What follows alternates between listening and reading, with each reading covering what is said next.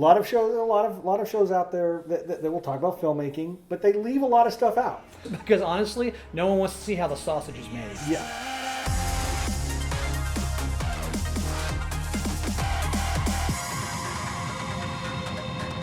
Let the audience know that this is going to be one of our harsher, colder ones, I think. I mean, we're pretty blunt and upfront to begin with. But You mean we're not candy coating this one like we normally do? You're shooting in portrait, and it's kind of annoying. Video shot in portrait mode is crap, plain and simple. It's annoying, and it's the first sign of someone who is lazy and doesn't give a shit. Some have argued about the social media canvas, like the gram. Well, I'm here to tell you, I don't care if it looked good on the gram. On every other platform, it looks like crap. And when I shoot something, I'm not shooting it for just one single place.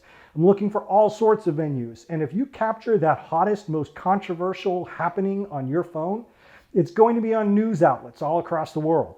And instead of having good video that fills the entire frame, now the editor has to take your crappy video, stick it on his timeline, make a duplicate layer, blow it up to fill the screen, and then drop a blur filter on it, increase the blur to an aesthetically pleasing level, all just to try and make your video look a little less like the piece of shit that it is. The idea is that the universe that you create has got rules. Everything's got rules. I mean, we exist on planet Earth, and we have, a law of gravity, physics, water's wet, sand is not, those kind of things, to where it's established that you are a earthling on Earth doing Earth things, right?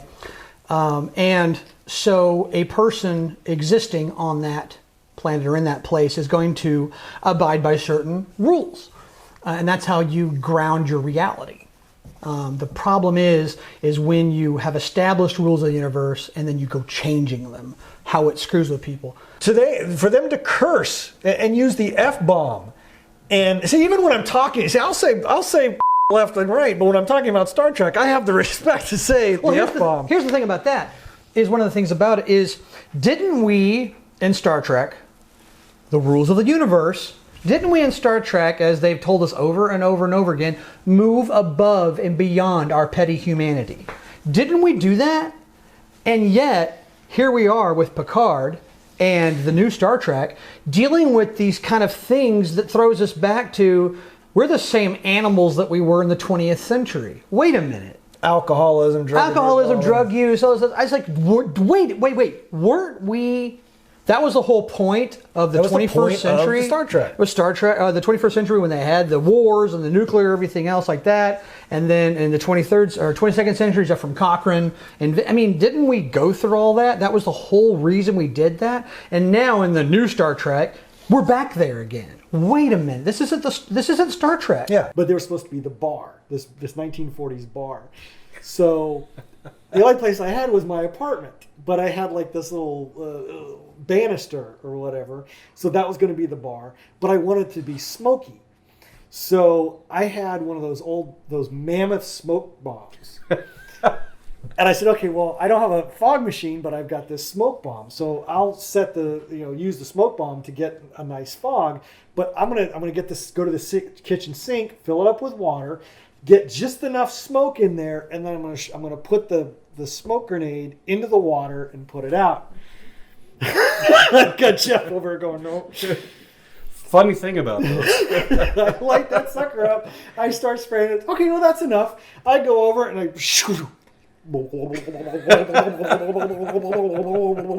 smoke still barreling out. Whenever I was in an ops team, I always had hearing protection that was almost like a hearing aid. Okay, and as I started shooting, it would actually block out that thing. But if you're not wearing something like that and you start shooting, the conversation is going to sound like wee. That's all you're going to hear. Put your earplugs in. All I hear is. Especially if you're inside. Oh yeah. If you've ever been inside of a building. Yeah, well, there was a scene in the Ballerina where I was just re-editing, and it's again one of those moments where they shoot somebody inside of a car.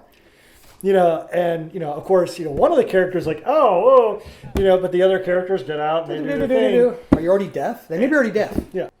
we're scrambling. We're like, we can't get the shot. And Because it was 2 or 3 in the morning. 2 or 3 in the and I was morning. like, I don't want to go down to Walmart or HEB or King Supers and get a new battery. Because you said, this battery was dropped a couple times. Yeah. I think the battery's and we're both sitting there. You, me, and Ty are sitting there going, what are we gonna do? And that's when we hear from the back of the room, Plug it into the plug wall. them into the wall. We're like, We're like, no, can we? We can't. Can Could we? Could we do I it? think we can. Can we? And oddly enough, I don't know how I remember this, but I remember the guy saying something to the effect of, "I'm an electrician," or He had I'm an electrician. It'll be he had far more expertise in electricity than I did, clearly at the time. So we take the wire and we splice it, and I peel off the Speaker wire, speaker wire. This was, kids, high-grade speaker do wire. not ever do this at home. So this is for entertainment purposes only. There should be a legal disclaimer at the bottom of this before we put this on. Anyway, so we're stripping the speaker wire off. I split the wire, and so we roll action. I plug this guy into the wall. Because it was an orange extension cord that ran all the way. Oh, to I the forgot back. about the orange. So we got an orange extension cord running through the basement, and then I plugged that into it. We had one already plugged in, and I'm holding the other off camera, waiting for Brett to say. And now he's got the direction. Now you've got the direction. Okay, Trey, you just stick it in. It goes off and pull it out. As soon as it goes off, pull it out. But of all the times you decide to become a acting coach, he starts going off. Because I didn't just want, because I was like, this is our last chance. I'm not just going with an M60. I'm putting a whole thing of black cats on here too. One of these sons of bitches is going off. So he's exploding. He's starting to vibrate. Lights are fading in and out. Lights were dimming.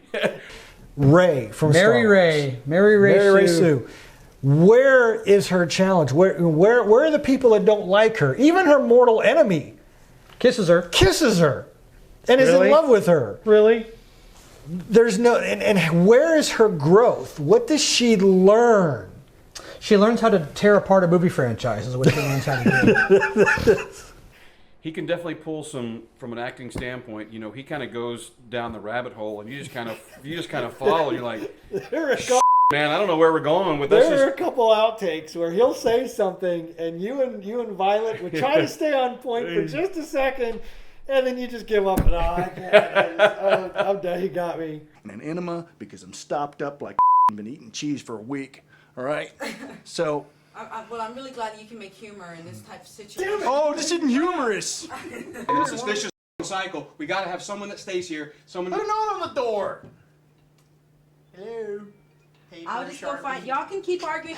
I'm gonna go find her. Okay? All right. You're dating a goddamn genius, I tell you. One of the really cool scenes, there's a chess scene between Sergio and I, and it's actually cut really, really well. So we played chess, and this was filmed days apart. I wasn't even in San Antonio. You at the never time. met Sergio until after we made the movie. That's right. I forgot about that. So there's some scenes with Sergio and I where we weren't even in the room together. So you will never see you and Sergio in the same shot because you were never in the same room. And then Signs, and I was like, oh, don't be aliens. Don't be aliens. Oh, aliens, like, damn it. Yeah, that's my problem with that one. It was like, aliens, really? Had to make it aliens. And then the aliens didn't make any sense. Spoilers once again. It's like, okay, Let's invade a world. let's invade a world where the actual air is poisonous. The air is poisonous. Most of the surface of the planet is poisonous. In the summertime, in certain parts of the planet, poison rains from the sky every single day. Looking at you, Florida. Let's go to a place that everything in this planet, everything in it has a little bit of that poison in it. Even the most arid, dry, awful places. And in fact, if you dig a little too deep, you're going to find poison, When I was in high school, and some of the films that we made, I remember. it wasn't about the gore. It was about being silly and fun. And how can we do that? How can we make a dude's head explode? Well, that And it one was- time we stabbed the one dude and we had a balloon. full of red, whatever it was. And like I ended up like stabbing. It was like a Tale of Two Cities, and I was the guy who stabbed the rich whatever. And I stabbed him, and of course he went like that, and every bodily fluid came shooting out of this little hole. Every organ hemorrhaged at once and came through the one hole. But it was silly, goofy, and we knew. And even we actually had a joke in the thing where I was looking at the camera, and I was like, I looked at the camera. I had the knife in my hand and watching this dude.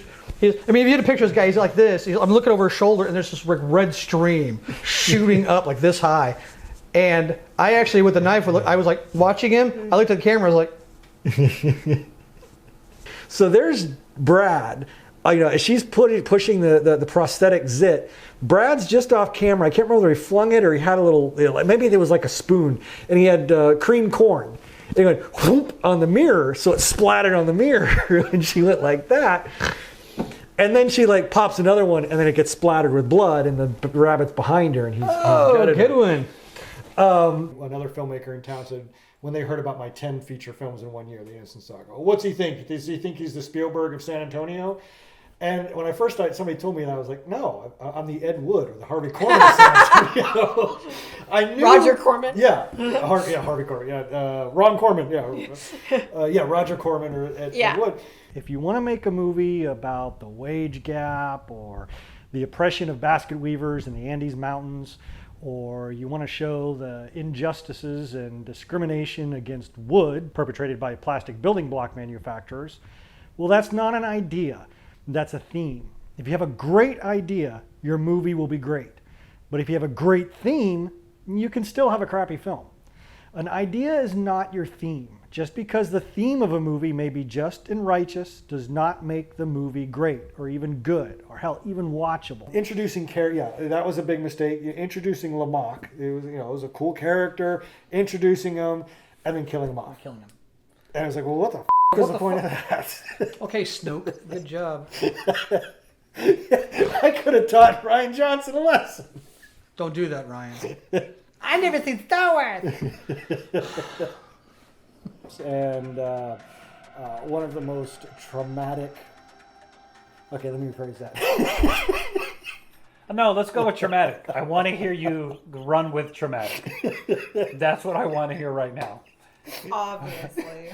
Because I've kissed this woman a ton. It's never been traumatic. The Donovan office, I think, was a big one where we had this big dream of the window. Yeah. And when we get into post, we didn't wind up having the money for After Effects and doing all the effects that we wanted, so that really hampered it. Plus, being on DVD made the green screen very difficult. Now, and we kind of did that today. Is the way that I would have shot it back then had I had all the gear that we have now. Yeah. The little action cam or the very small camera should have gone in the green screen wall or the green wall pointing out.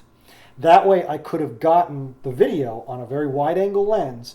I could have gotten that video, flipped it, and put it in as the reflection in the glass. And that would have saved that scene. And then people saying, well, Star Wars fandom is just full of toxic masculinity. No, these fans worshipped this Ahsoka Tano. Forgive me for I know I'm that name up, but the orange chick with the big ears thing, tubes. I'm gonna get so roasted by Star Wars fans on this. When people kneel for the anthem, I because they don't understand why we stand for the pledge. Back in revolutionary times, when we were still under the king, what happened when you walked in and had face-to-face with the king?